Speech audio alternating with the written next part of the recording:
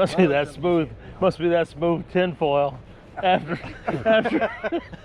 days. I forgot that. It's supposed to be a crack on that way up here. Did you get all bundled up? Because I think we're going to get wet here.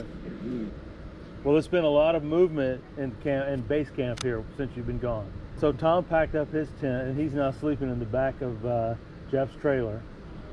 Rodney drug his cot tent all the way over, and he's going to sleep underneath Jeff's awning.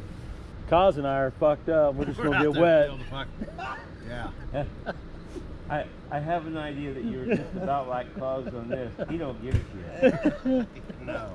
Woohoo! Woohoo! Woo-hoo-hoo! Caw-caw! Caw-caws is over here! Caw-caws! Caw-caws! These are the same before you were. Come on, Kaz, you don't like any of my jokes. Oh my God. His last take, his last response was, that's That it? wasn't funny. That's it?